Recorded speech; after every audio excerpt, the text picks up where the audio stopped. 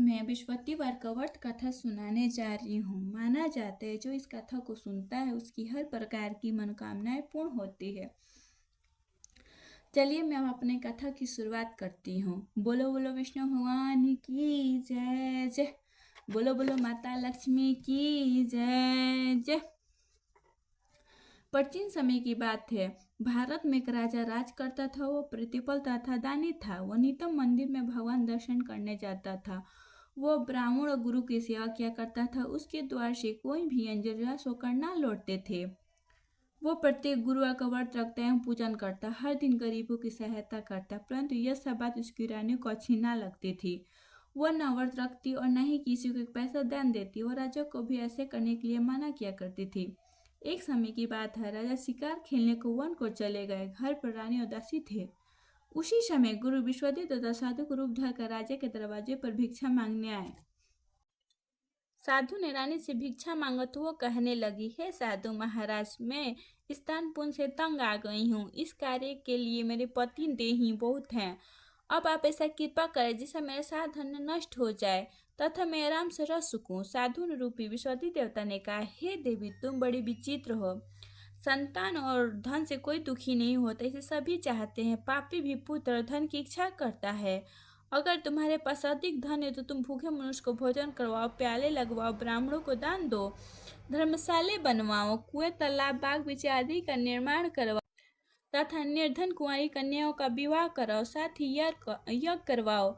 इस प्रकार कर्म से आपका कुल करना परलोक तक समर्थक होगा एवं स्वर्ग की प्राप्ति होगी। परंतु रानी साधु की इस बात से खुश न हुई। उसने कहा, हे साधु महाराज, मुझे ऐसी धन की बिल्कुल आवश्यकता नहीं है जिसको मैं अन्य लोगों में दान दूं, जिसको रखने और संभालने में ही मेरा सारा समय नष्ट हो जाए।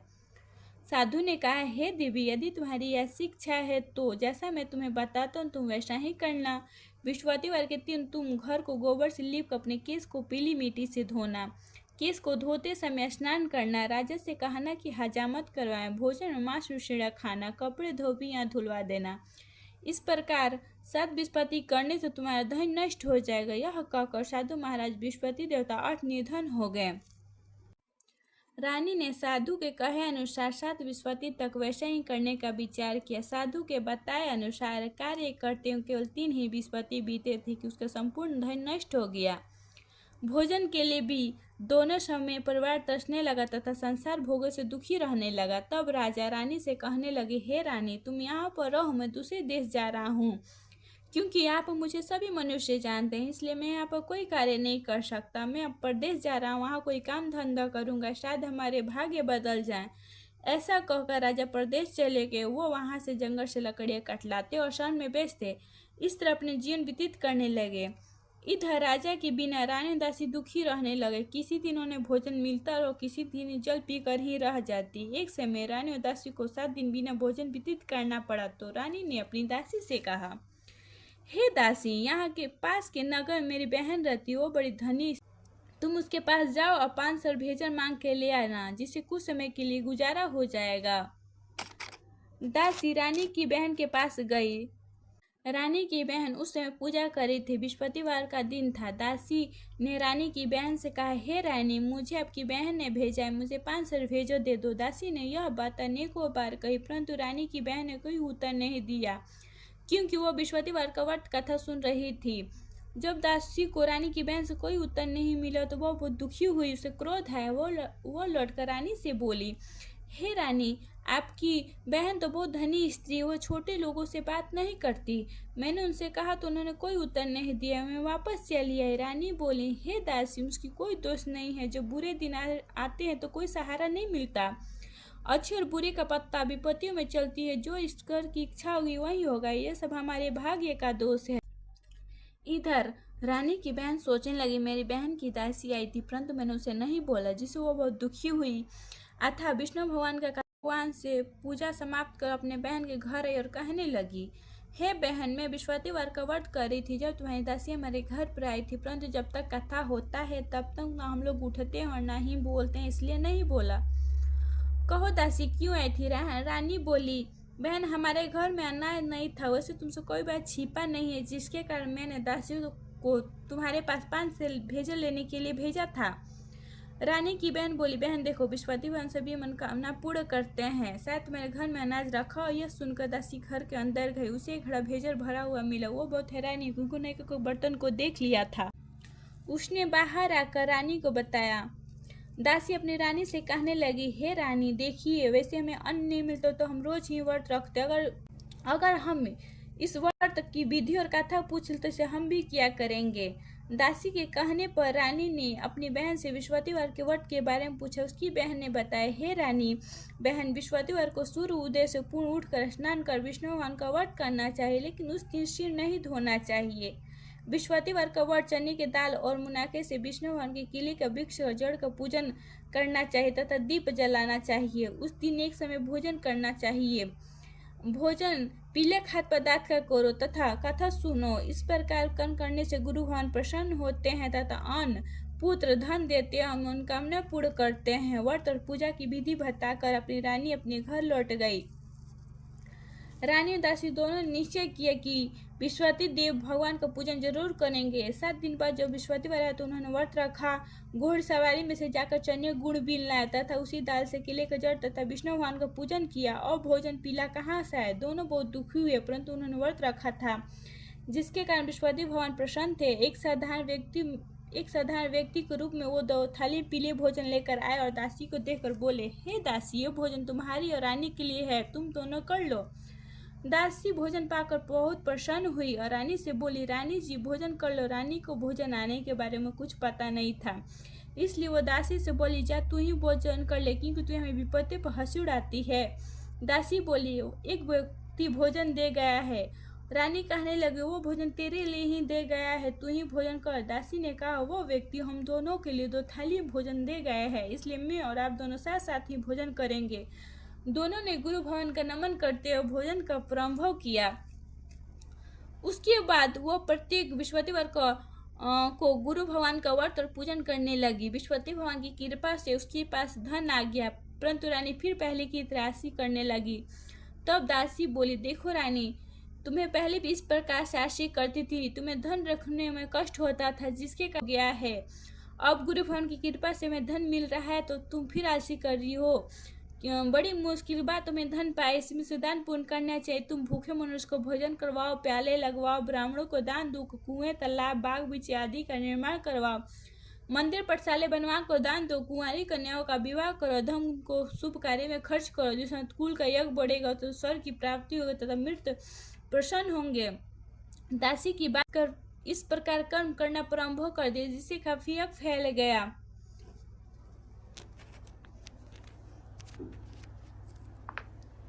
एक दिन रानी और दासी आपस में विचार कर रहे थे, ना जाने राजा किस दशा में होंगे, उनकी कोई खोज खबर नहीं है। गुरु भगवान ने प्रार्थना की और भगवान ने रात्रि को राजा को सपने में कहा, हे राजन, उठो, तेरी रानी तुझे याद कर रही, अब अपने देश लौट जा। राजा प्रत्येक काल उठकर जंगल से लकड़े काट लाने और जंगल की ओर चल पड़े। जंगल से गुजरते समय सोचने लगे, रानियों गलतियां कारण से दुख भोगना पड़ा।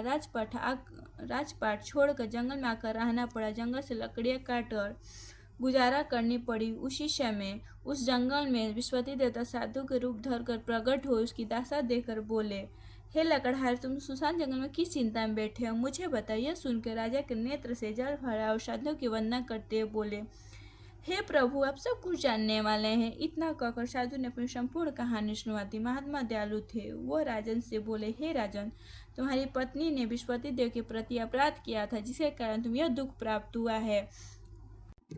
अब तुम किसी प्रकार की चिंता मत करो, भगवान तुम्हें पहले से अधिक धन देगा। देखो, तुम्हारी पत्नी ने विश्ववती भगवान का व्रत करना प्रारंभ कर दिया है।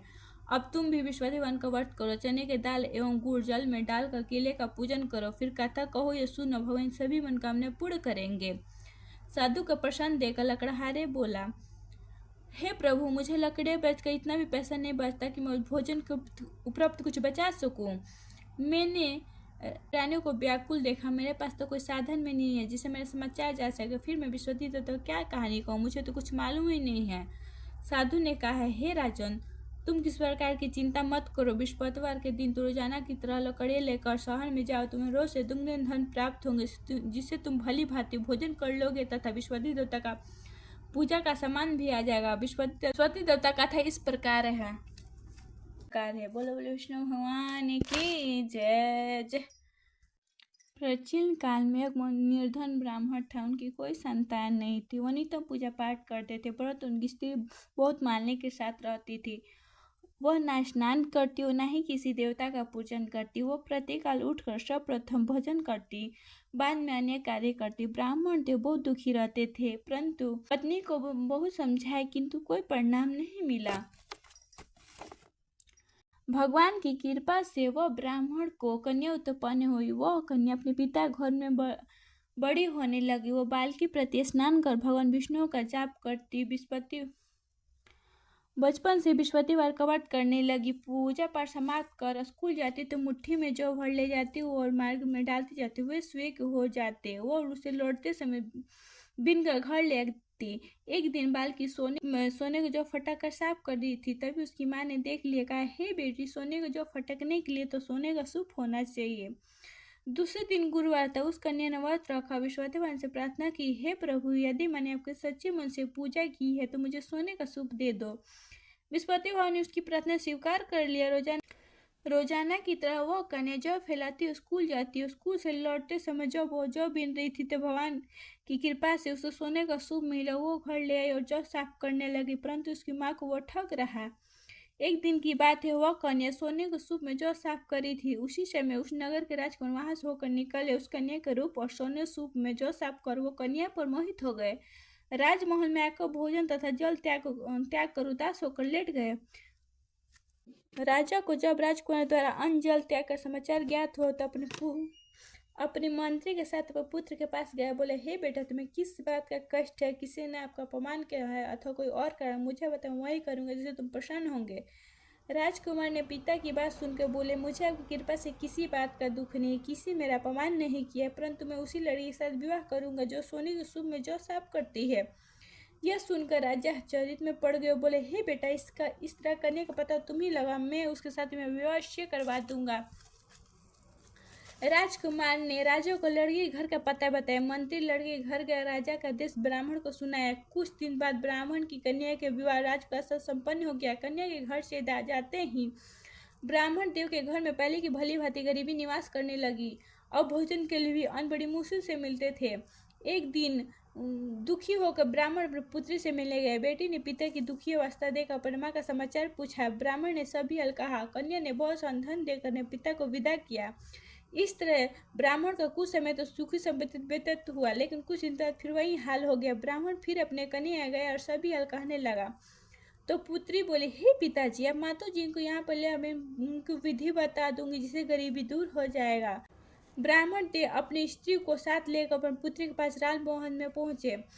पुत्री अपनी माँ को समझाने लगी, हे माँ, तुम प्रतिकाल उठकर सर्वप्रथम स्नान कर भगवान विष्णु का पूजन करो तो सभी दरिद्र दूर हो जाएगा। परंतु उसकी माँ ने उसका एक बात भी नहीं मानी। वो प्रतिकाल उठकर अपनी पुत्री का जूठा खा लेती थी। एक दिन उसकी पुत्री को उसने एक रात कोठरी में से सारा सामान निकाला, अपनी माँ को उसी में बंद किया। प्रतिकाल उसमें से निकलवाया, स्नान करवाया, पूजा पाठ करवाए तो उसकी माँ की बुद्धि ठीक हो गई। उसके बाद वो नियम से पूजा पाठ करने लगी और प्रत्येक विश्वपति का व्रत करने लगी। इस व्रत के प्रभाव से उसकी माँ भी बहुत धनवान हो गई और विश्वपति देवता के प्रभाव से वो स्वर्गीय हो गई। वो ब्राह्मण भी सुखपूर्वक इस लोक के सुख भोग स्वर्ग के प्राप्त हो गए। इस तरह कहानी का प्रसाद वहां से लुप्त हो गए। धीरे धीरे समय व्यतीत होने पर फिर बृहस्पतिवार का दिन आया। राजा ने जंगल से लकड़ी काट लाकर शहर में बेचने गया। उसे उन दिनों से अधिक धन मिले। राजा ने चने गुड़ आदि लेकर बृहस्पतिवार का व्रत किया। उस दिन से उसके सभी कलेश दूर होने लगे। परंतु अगले गुरुवार का दिन आया तो उसने बृहस्पतिवार का व्रत करना भूल गया, जिसके कारण बृहस्पति भगवान नाराज हो गए। उस दिन उस नगर के राजा ने विशाल योजना की समस्त राज्य में घोषणा करवा दी, कोई मनुष्य अपने घर में अग्नि नहीं जलाएगा। समस्त लोग मेरे यहाँ भोजन करने आओगे। जो इस आज्ञा को ना मानेंगे उसकी फांसी की सजा होगी। राजा की आज्ञा अनुसार राज्य के सभी वासी भोजन में सम्मिलित हुए, लेकिन लकड़हारा कुछ देर बाद पहुंचा, इसलिए राजा उसको अपने साथ महल में ले गया। जब राजा लकड़हारे को भोजन करवा रहे थे तो रानी का देशी उस खुटी पर पड़ा। चिरपन का हाथ टांगा होता, उस खुटी पर हाथ दिखाई नहीं दिया। रानी ने निश्चय कि हाथ लकड़हारे ने ही चुराया है। उसी समय सैनिक को बुलवाकर उसे जेलखाने में डाल दिया गया। जब लकड़हारा जेलखाने में पहुंचा तो बहुत दुखी और विचार करने लगा, ना जाने किस पूर्व जन्म का कर्म मुझे यह दुख प्राप्त हुआ। उसी साधु को याद करने लगा जो जंगल में मिला था। तत्काल विश्वादित्य साधु को रूप धर के प्रकट हुए और उसकी दशा देकर बोले, अरे मूर्ख, तुमने विश्वदेवान का कथा नहीं की, जिसके कारण तुम यह दुख प्राप्त हुआ। आप सरकार की चिंता मत करो। विश्वातिवार के दिन तुम्हें जेलखाने के दरवाजे पर 4 पत्ते पड़े हुए मिलेंगे। उससे तुम विश्वातिवान का पूजन करो तो सभी कष्ट दूर हो जाएंगे। अगले विश्वातिवार को उसे जेलखाने के दरवाजे पर 4 पत्ते पड़े हुए मिले। राजा ने पूजा का सामान मंगाई, कथा को यह प्रसाद बांटा। उसी रात्रि विश्वाति देवता ने उस नगर के राजा को सपने में कहा, हे राजन, तुमने जिस आदमी को जेलखाने में बंद किया वो निर्दोष है, वो राजा उसे छोड़ दे। तेरे रानी का स्कूटी पर टांगा हुआ है, अगर तू ऐसा ना करेगा तो मैं तेरे राज को नष्ट कर दूंगा। राजा प्रातःकाल उठे, खूंटी पर हाथ टांगा देकर लकड़हारे को बुलाया, क्षमा मांगी। राजा को योग भूषण भेंट कर विदा किया। गुरुदेव की आज्ञा अनुसार राजा अपने नगर को चल दिए। जब राजा नगर के निकट पहुंचे तो बहुत आश्चर्यचकित हुए। नगर में पहले से अधिक बाग, तालाब, बहुत से धर्मशाले, मंदिर आदि बने हुए थे। राजा ने पूछा, ये सब किसका बाग और धर्मशाला है? तब नगर के सब लोग कहने लगे, ये सब रानी दासी द्वारा बनाए गए हैं। राजा को आश्चर्य और गुस्सा भी आया। जब रानी ने खबर सुनी कि राजा आ रहे तो अपनी दासी से बोली, हे दासी, देखो राजा हमें कितनी बुरी हालत में छोड़ के गए थे। हमारी ऐसी हालत देखकर लौट ना जाए, इसलिए तुम दरवाजे पे खड़ी हो जाओ। रानी की आज्ञा अनुसार दासी दरवाजे पर खड़ी हो गई। जब राजा आए तो उनके साथ महल में ले गए। तब राजा ने क्रोध करते अपनी तलवार निकाली और पूछे, बता धन तुम्हें कैसे प्राप्त हुआ? तब रानी ने बताया, हमें यह धन विश्वतिवाहन के व्रत के प्रभाव से प्राप्त हुआ। तब राजा ने निश्चय किया कि 7 रोज बाद तो सभी विश्वतिवाहन का पूजन करते हैं, परंतु मैं रोजाना दिन में 3 बार कथा कहूंगा। अब हर रोज व्रत किया करूंगा। अब हर समय राजा के दुपट्टे में चने के दाल बांधे रहते थे, दिन में 3 बार कथा करते थे। एक रोज राजा विचार किया कि चलो अपने बहन यहाँ हो आए। इसलिए राजा निश्चय कर घोड़ी पर सवार होकर बहन यहाँ चल दिया। मार्ग में देखते कुछ आदमी एक मुर्दे को ले जा रहे हैं। अरे भाई, तू मेरे विश्वतिवाहन का कथा सुन ले। वे बोला, ले, मेरे आदमी मर गई, इसकी अपनी कथा की ही पड़ी है। परंतु कुछ आदमी बोले, अच्छा कहो, मैं तेरा कथा सुनूंगा। राजा ने दाल निकाली और कथा कहना शुरू किया। जब कथा आधी हुई तो मुर्दा हिलने लगा। जब कथा समाप्त हुई तो मुर्दा राम नाम सत्य कहते हुए खड़ा हो गया। राजा आगे बढ़े। चलते चलते शाम हो गई। आगे मार्ग में खेत में हल चला रहा था। राजा बोले, अरे भाई, तू मेरे विश्वतिवाहन का कथा सुन ले। किसान बोला, जब तक मैं तेरा कथा सुनूंगा तब तक मैं 4 हल चला लूंगा। जब अपना कथा किसी और को सुना। राजा आगे चलने लगी। राजा को हटते ही बैल पिछवाड़ी होकर गिर गया। किसान के पेट में बहुत जोर से दर्द होने लगा। उसी समय किसान की माँ रोटी लेकर आई। उसने यह सब देखा तो अपने पुत्र से सभी हल पूछे। बेटी ने सभी हल बताया। बुढ़िया दौड़ती दौड़ती घोड़सवारी के पास गई और बोली, मैं तेरा कथा सुनूंगी, तू अपना कथा मेरे खेत पर चलकर कहे। राजा ने लौटकर बुढ़िया खेत पर जाकर कथा कही, जिसे सुनकर बैल खड़ा हो गया। किसान के पेट का दर्द बंद हो गया। राजा अपने बहन के घर पहुंचे। बहन ने भाई की खूब मेहमानी। दूसरे रोज राजा प्रातःकाल जगते हैं तो देखते हैं कि सब लोग भोजन कर रहे हैं।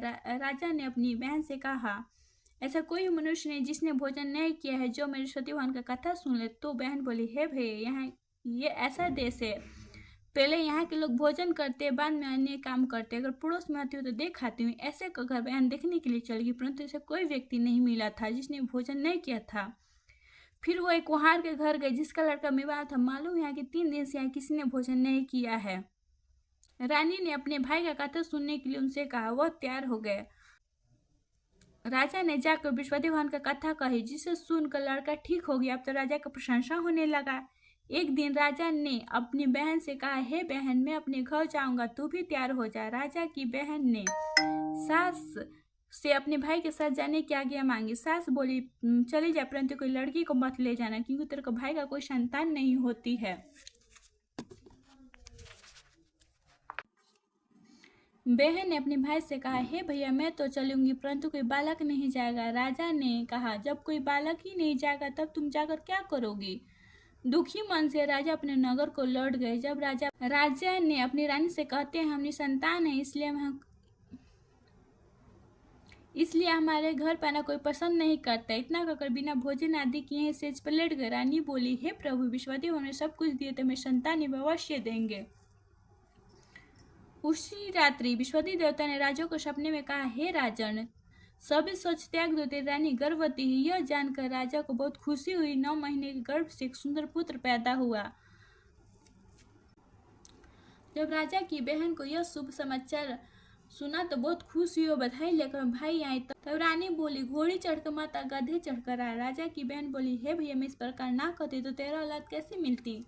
विश्वतीवान ऐसी जिसकी जो मनोकामना रहती है वो पूर्ण होते, जो सादा भावना पूर्वक विश्वतीवान का व्रत करता है या पढ़ता है या सुनता है या दूसरी को सुनाता है, विश्वतीवान सभी मनोकामनाएं पूर्ण करते हैं। विश्वती उसे सदैव रक्षा करते, जो संसार सचवो सच्चे हृदय से विश्वतीवान का पूजन करते सभी मनोकामनाएं पूर्ण होती है। जैसे रानी और राजा ने विश्वती देवता गुणगान किया तो सभी प्रकार की इच्छाएं पूर्ण हुई है। ऐसे मनुष्य हृदय से मनन करते हुए जयकारा करना चाहिए। बोलो सरस्वती भगवान की जय, जय लक्ष्मी की जय, जय।